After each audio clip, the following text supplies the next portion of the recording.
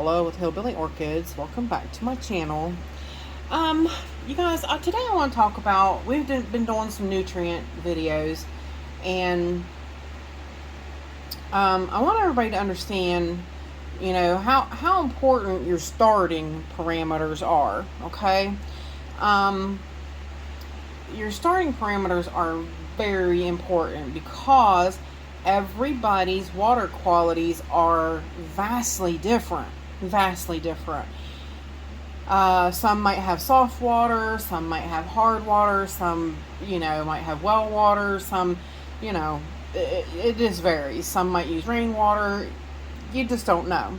So your beginning parameters are very important. That's why a lot of people kind of fight against buying meters, okay? A lot of people are like, nah, it's not necessary, blah, blah, blah, And I mean, I can understand that. I really can. But if you really want to get into this and you want to know what you know, then you need meters, okay? Now, yes, you do see two pH meters sitting there in front of you. I had an issue. I bought one and it kept coming up saying there was an error.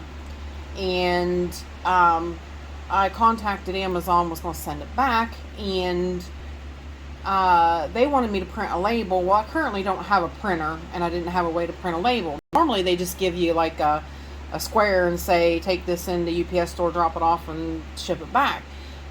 But they wanted me to print a label, and I'm like, I can't print a label. I do not have a printer.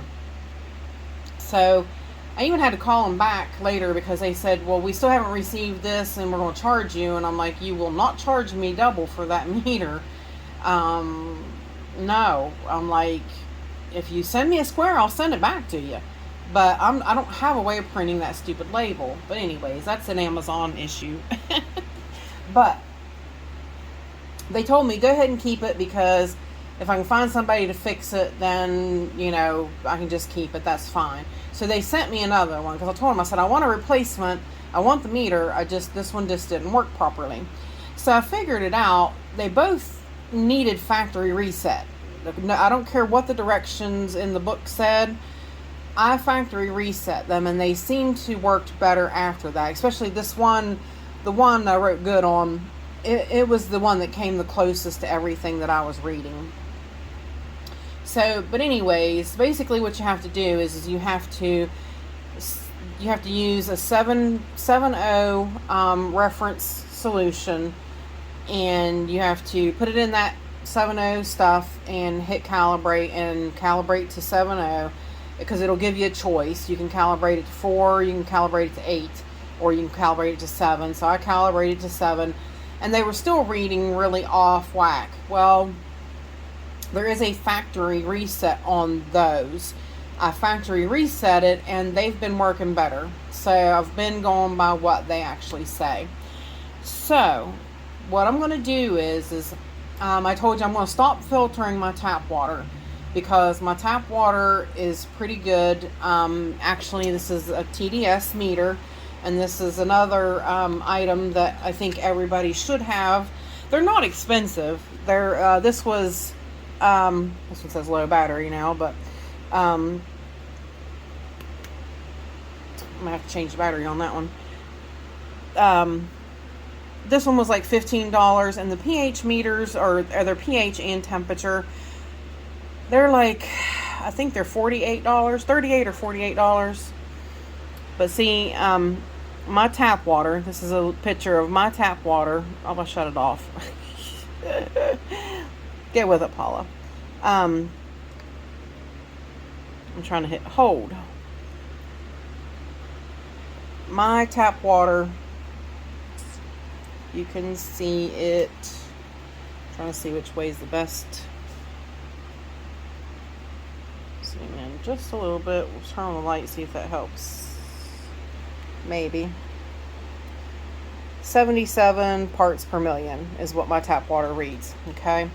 So, and I'm like, okay, well, that's good. So what I have to do is I always have to offset my fertilizer 77 parts per million. So basically what that means is if I'm going to overall my whole mix of fertilizer, if I'm going to have 200 parts per million, then my mix on this meter is going to read 277 parts per million. You see what I mean? You see what I did? I have to include that 77, but I know that I have 200 parts per million fertilizer in that mix. So, but what I did was with my pH, and I know a lot of people probably don't have these, and these are not cheap. These are fish water aquarium test kits, okay? I have them because I have tropical fish, so I have them on hand, and I wanted to use it so that I know that my pH is reading correct. You know what I mean? I wanted to use it so that I knew that my pH meters were right. So basically all you do, and this is just a little clean pipette that I use just to add water. You add water to that line. So I'm adding my tap water. Because see, I was under the assumption, and here's where you get into the issues. I was under the assumption that my tap water was 7.0 pH. It varies and it changes, and that's why you have to keep an eye on your parameters, because here all this time I'm going under the assumption that my pH is under 7.0 and or 7.0, and it's not. My pH is actually higher. So what you do is of course, see, that's what I said, this is an API test water kit. You go in here and you look up, this pH test kit actually has a regular pH and a high range, which wound up being beneficial for me. But we'll do the regular pH test so that I can show you. So what you do is you clean the tube with 5 millimeters of water, or with a clean test tube, and then you add 3 drops of test solution, holding dropper bottle upside down, completely vertical position to have uniformity drops.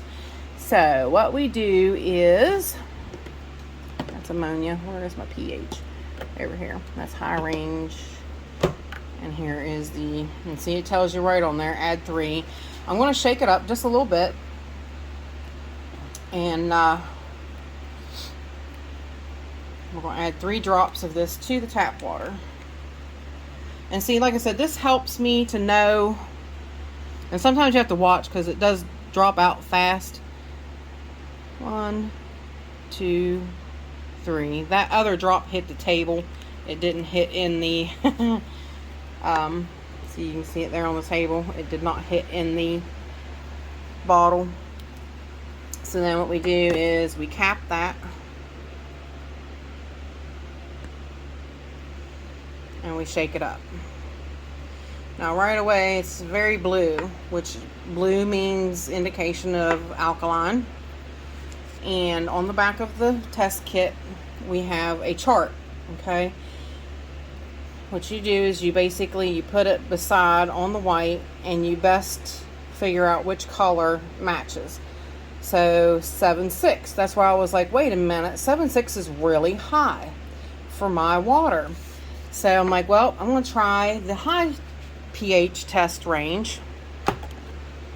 So I got out another test tube. I'm just going to rinse it real quick.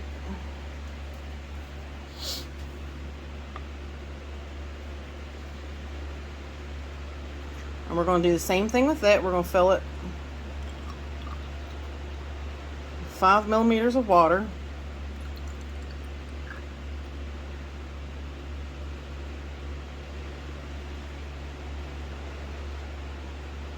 And like I said, this testing with this fish tank tester is just for my peace of mind that I know my pH meters are working right. So what you do with the high test solution is the same thing, except for you add 5 drops. See it on the, add 5 drops, high pH range tester.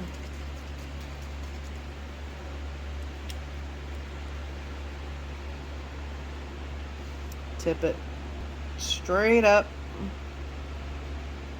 1, 2, 3, 4, 5. All right. So what we do, again, We cap it and we shake it up. Now, there's no time wait for these ones. These pH is fast. So you put it against the white, and again you look. So we are, according to this one, it's like, yeah, it's like 8. It's 8 or 8.2. It looks more like 8.2 today, actually. So see, it's, I mean, depending, yeah, it's a little darker than 8, but it's like 8.2. So basically the reason I'm saying that is, and doing that is because your starting pH is important, because every single fertilizer you buy has stabilizers and buffers in them, okay? So depending upon what pH you start with as to what those stabilizers and buffers in that fertilizer is going to bring your pH down to, okay? So what I'm going to do, I want to scoot these out of the way for now, because we know that the pH is still really high. So what I'm going to do, I'll scoot you guys back up just a skosh, and this is so I can test this water. Now too, it tells you, see if you can see, can you see that kind of salty build up around the ring? They claim that is normal for this pH tester because it doesn't sit in a 7.0 solution. It actually sits in a salt. It sits in a salt electro pH store solution. So it's different, and it will be kind of salty. So basically all you do is you just turn it on, and see, this one comes up with it says nothing. So then we just swish it around here in this is our regular tap water.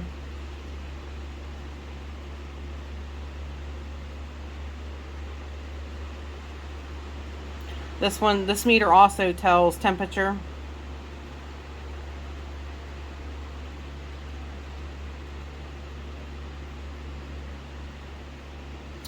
Alright, and there you go. It's actually, let's see if it'll hold.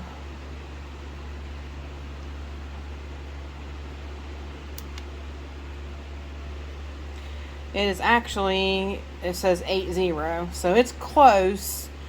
It's 2 points off, and I don't know why we're on Celsius, but it's 79 degrees, so it's warm. I did run the hot water, so there you go. So I know that it's pretty close. You know, it is within a couple of numbers of of the 8, so I know that it's relatively close. So those are important parameters for me to know before I mix up my tap water. And like I said, every once in a while, if I can go back and continue checking on the pH and check it with my aquarium test kit, and you could do that also if you wanted to buy I trust the aquarium pH test kits, because some fish pH is very important. So I really trust those kits more than I would a meter like this solely on its own. So, but you can buy a regular pH test kit for not much money. They're not very expensive either. Just a regular pH. That kit was a master kit. It does everything for fish. So it's a master kit. It's not necessary for plants to have all those, but it's definitely good to have it for a reference for my pH. This channel is sponsored by the Orchid Supply Store. It is literally your one-stop shop for anything and everything you could possibly need orchid related, and they even sell orchids. Use my name code Hillbilly in the code section for a 12% viewers discount. So go check them out, y'all. Alright, I apologize, I'm back. So yes, it's definitely good for you to start and know what your water parameters are. Your local water department also should be able to give you like a reading. Now, basically with pH, like I said, I don't think they can really give you a decent pH reading, but they can tell you what's in your water. So that kind of also gives you an indication whether you're working with hard water or soft water. Most generally, soft water is acidic, and most generally hard water is alkaline. Most generally. There are exceptions to those rules, but basically you would say mine's pretty well hard water because it is 8.2 in pH. Now, I've noticed, like I said, starting with a higher pH, I notice when I use the Jacks, it brings my pH down to like 6.5, somewhere in that vicinity, which is not bad. On the pH range, it's not bad. I guess it's, Michael said I really should try to aim closer to 6.3 at some points. It's not bad for me to feed like that once in a while. So, but I still am going to be adjusting it. But I wanted everybody to understand that your starting parameters are so important, because if I was starting with a 7.0 pH like I thought I was, my readings would be vastly different, you see, because I'm starting with 10 points higher in a pH than I actually thought I was. It makes a huge difference. And like before, when I was running the reverse osmosis water, it was very acidic at 4.0 pH. So when I put the Jacks in there, the Jacks was trying to lower it like it normally does.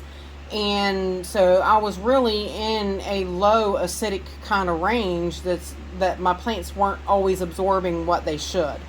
So your optimal range for orchids to absorb good is in your like 6.3, 6.5, up in that range. And like I said, I'll put the chart up on the screen again so that you can see. A lot of hydroponic users say that is the optimal range for them, for their plants to absorb nutrients. So, that's probably what we should stick with along with the orchids, is stick in that range so that everything's being hit straight down the number. Because as you get a little bit lower, as you go into like 5.9, your phosphorus starts to drop off. You're not in a bigger range of absorption where it starts to drop off. So you're getting less absorption of the phosphorus. So things like that make a difference in where your pH is laying. So yes, that's why I'm changing up my pH. I'm definitely going to start, trying to get it be more aware of where it's at in the optimal range, and see if that point doesn't start bringing my Phalaenopsis back around. Like I said, it's not, if you look at my Cattleyas and stuff, I think that my Cattleyas are growing perfect. I don't think they have any issues. I think pretty much, they seem happy. They're doing quite well. For the most part, my Oncidiums are too. For the most part, my phals are. I only have a few phals that are fussing. And that's where you get into the thing of you're reading your plants, and you got to know, well, they got spots, they got chlorosis spots, and where they're not getting good chlorophyll in there, and they're kind of yellow spotted and whatnot. So there's a nutritional deficiency of some kind at that point. So that's where you have to make an educated decision as to what to do to change your habits and your growing environment and your feed to make it optimal for that plant. You see what I'm saying? If I keep letting them get deficient, then they're just going to wither away. They're going to, they're not going to do well for me. They're not going to grow. They're not going to bloom. They're not going to do well. So that is what I want to do, is I want to stop that from happening. That's my ultimate goal, is to make them do well, make them strive to be better growing plants and bloom better. As long as I can keep them in that optimal pH range of where they're absorbing all the nutrients, it should be, it should be good to go. My plants should do wonderful. So, but like I said, I wanted to record this and get it as a starting point to say, hey, every weekend walk around, look, this plant is starting to fill in nicer and look greener and things like that. So, but I too, and I'm probably not going to do it right yet. I'm going to probably start it when the temperatures warm up a little bit. But I might do like an extra just CalMag soak on my Phalaenopsis. Just a little, not really even like a soak, just kind of, let them run through, let them just have some extra CalMag during the week. I could do it on an extra, like this week I watered, so next week I could do them like just the CalMag soak on just my phals. I might do that too, but we'll see. Like I said, I don't want to do too much because I want to see how changing the pH and changing the fertilizer pH is going to, how it's going to do for these guys. I want to see how it's going to affect them. So that might be something I decide to do down the road. But please, you guys, let me know your thoughts and opinions down in the comments. Like I said, I really wanted to give you a starting jump off. We've talked about nutrients so much and the things to do, but it's really, really important from the start. This is the very start. This is where you need to begin. We kind of have been jumping in the middle of fertilizers and fertilizer regimes and how you do this and how you do that, when really we need to be starting at the beginning. And the beginning is what is your tap water? What is it? What's it, what's its compounds? What's its makeup? What's its pH? What's its parts per million? What is your tap water? What is the water that you are starting with? What is it telling you? And that's where we need to start. And that's why I wanted you guys to realize this. And, I was like, maybe we should have started with this in the beginning, but we're kind of backing up a little bit. Let's start from the very, very beginning. Let's, get these meters. Poor Rayanne, she was like, I guess I need to add that pH meter to my list. And I'm like, yes, I hate to tell you, you probably do. If you want to be a good grower, a good knowledge grower, a good, learning the process of what your plants are getting and how they're getting them and the nutrients that's coming through to them, and you want to know these things, and this is the first step. Okay, let's all start at the beginning. Let's jump in there and test your water, and let's know what we're starting with. What is our starting parameters? Okay, so any questions, please put them down in the comments. I hope you guys enjoy these kind of videos because I too, like I said, right now I'm kind of learning a little bit more and transitioning things a little bit more. And that's because, I'm trying to learnedly adjust my grow space. So with that said, I appreciate all you beautiful, wonderful people stopping by and hanging out with me. And bye for now, y'all, till we meet again. Oh, and go over and please smash that subscribe button. We are getting really close to that 1,000 mark, guys. Really close, really close. And I appreciate all your support, everybody. Every single one of you. I appreciate your support. And I can't thank you enough. So now, with that said, appreciate y'all. Bye for now.